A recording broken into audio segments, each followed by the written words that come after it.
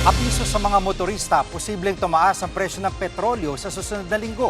Live mula sa Mandaluyong, nangungun sa balita si News 5 Transportation Correspondent Gerard de la Peña. Gerard, magkano ang posibleng dagdag sa presyo? Nako, Jiggy, tama ka. Sa gasolina ay posibleng tumaas o bumaba ng 1 peso and 50 centavos. So hindi pa natin sigurado kung tataas pa talaga o bababa. Habang sa kerosene naman at saka sa diesel ay pwedeng tumaas ng 1 peso and 1 peso hanggang 3 pesos ang kada litro. Ang sabi sa atin ng Department of Energy, ito ay nakabase doon sa trading ng Minof Platts Singapore simula ng Lunes hanggang kahapon. So may isang trading day pa tayo ngayong araw na yan at malalaman natin bukas o sa Lunes kung magkano talaga yung magiging movement ng ating fuel prices sa Martes, July 7. Jiggy. At Gerard, anong paliwanag ng DOE bakit posibleng tumaas ang presyo?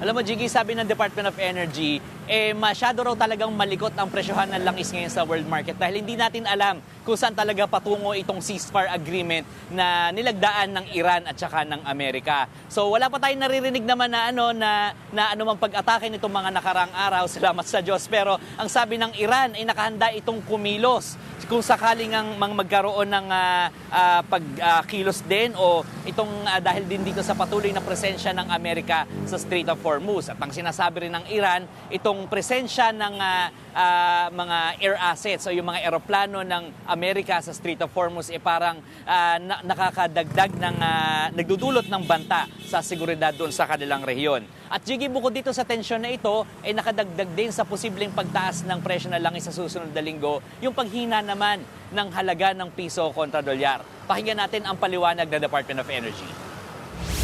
Because of the 60-day compliance period ng agreement, ng MOU nila towards having a permanent agreement, volatile talaga yan sa the next 2 months. At magsisettle siya to the extent na apprehensive pa rin ang market kasi hindi pa talaga yan ang final agreement eh. At Gerard, posible pa bang magbalik sa dati ang presyo ng langis? Well, Jiggy, sabi naman ng Department of Energy, posible naman. Yun nga lang parang medyo matatagalan pa bago tayo makabalik doon sa 50 hanggang 60 pesos per liter na presyo ng diesel na nakita natin bago magsimula ang giyera dyan sa Middle East noong Marso. Ang sabi ng Department of Energy, sa ngayon na hindi pa rin stable ang supply ng langis dyan sa Middle East. Pakinggan natin ulit ang paliwanag ng DOE. Ang suspeksa namin, kasi dalawang factor to, ayos yung agreement at makarecover yung mga damages. So by September, kung maayos ang agreement, I think we can go down to 60 to 70 range. Yan muna ang latest. Balik sa'yo, Jiggy. Yan ang ulat ni Gerard de la Peña live mula sa Mandaluyong.